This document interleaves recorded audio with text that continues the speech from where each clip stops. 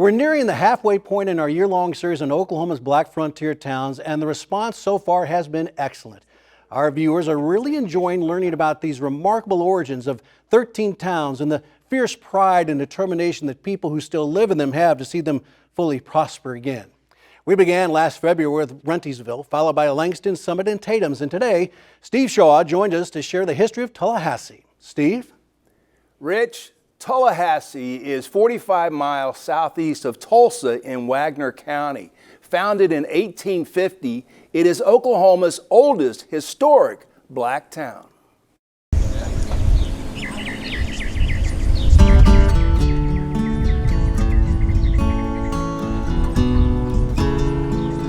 Which this time we want to call the Oklahoma Conference of Black Mayors to order. Mayors of the 13 remaining historic Oklahoma black towns meet once a month. Back in April, they met at the small civic center in Tallahassee. There's some things going on in our communities. There's some things going on across the state. There's some things going on from state leaders that impact our communities. And it pays us to be aware and to be a part of some of these things that are going on. The Civic Center is the main meeting place in town because it's about the only public building left.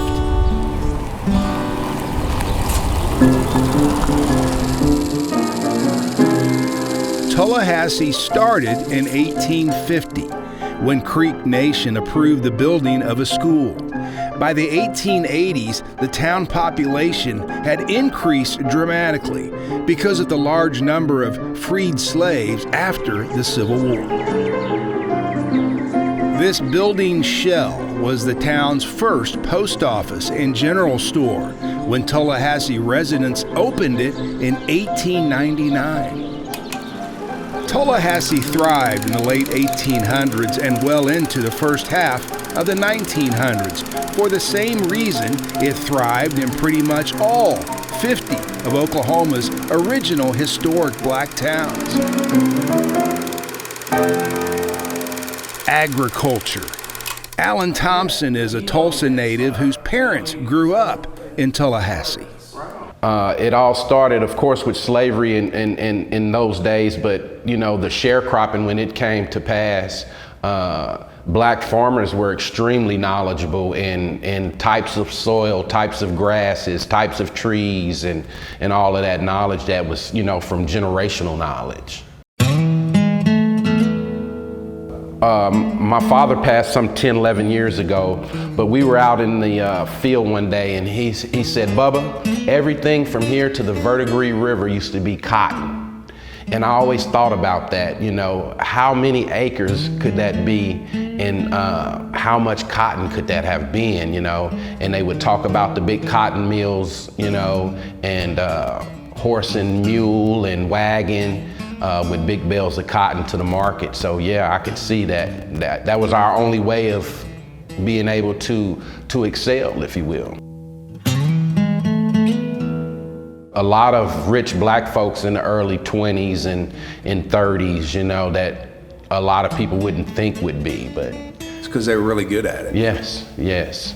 Because of racism and violence, African Americans with great wealth back then, Thompson says, largely stayed in the shadows. In the early 20s and 30s, that blacks weren't allowed to buy land. You were allowed to buy it, but white people wouldn't sell it to the black guy. My grandfather partnered with a white guy in Porter. The white guy would buy the land and grandfather would buy it from him. And that's how grandpa acquired his land. And I think my grandfather, when he passed away in 96, 97, he had accumulated, you know, several hundreds of acres, you know. Keisha Kern is a fourth-generation Tallahassean and has been the town's mayor for 8 years. When we visited back in April, she had just learned that 22 people who were either from Tallahassee or had ties to Tallahassee had passed away in the first 2 weeks of April. Yes, sir. Man, that's a lot of... That is. But that makes me think of how many people are actually from Tallahassee. You know, when my grandmother grew up here, she talked about how there were homes right next to each other. There weren't any trees. Tallahassee was literally full of homes, over 200 people right here in these small city limits. So and back then people had a lot of children, including my grandparents. They had 10 children. So can you imagine all the families here having bigger families as well? So Tallahassee actually produced a lot of natives from here. For several decades until it closed down in 1990, the Carter G. Woodson K-12 school was the center of activity here in Tallahassee. The school once had a large gymnasium built in 1950, where every weekend there were activities and sometimes ferocious basketball games. Benny Adams is Mayor Curran's father. Played ball in Tallahassee, did farming, picked pecans, hauled hay for 30 years, picked greens, rode horses, swam in ponds.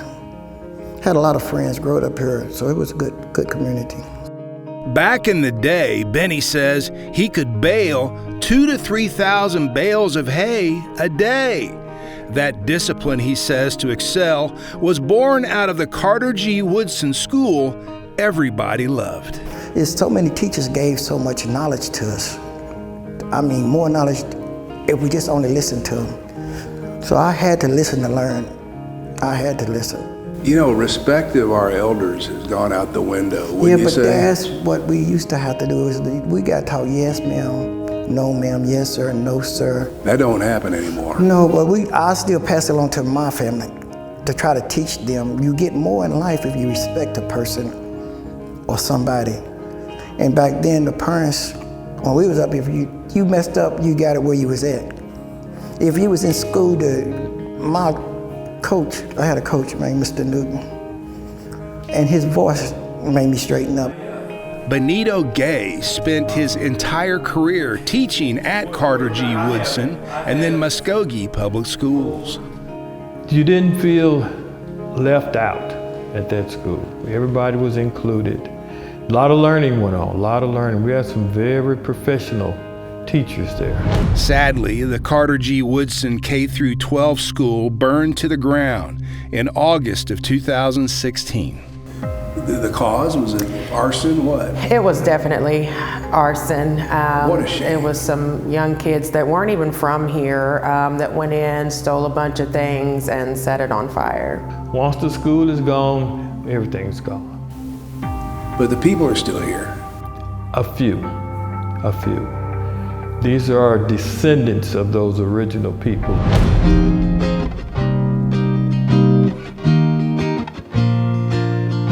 They're being lost in history. Not the town itself, but the history of the town. Tallahassee here is the oldest black town in Oklahoma.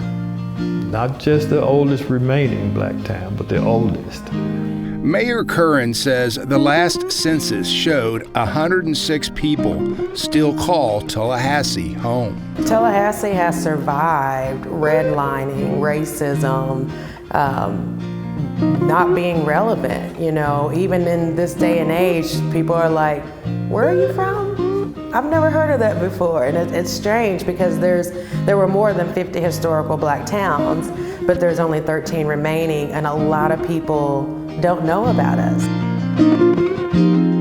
But Lydia Gaines will never forget her town. I think it's important to keep the story of Tallahassee alive, and not only that, I would love to see the town live again. I can look around here and I can still see my daddy's tracks and all of that because he grew everything good for food all over this town. Lydia recently retired from a career working in corrections, first in Virginia and then in Dallas, and says it's good to be home. We learned how to cook by watching our mother.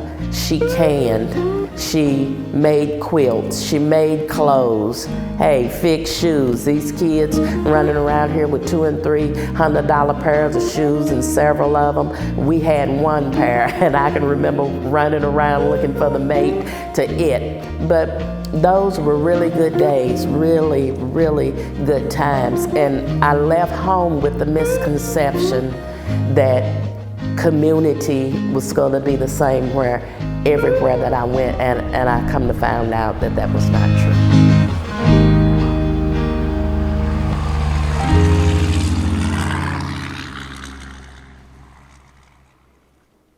On the fourth weekend of July, Tallahassee hosts what they call their bicentennial.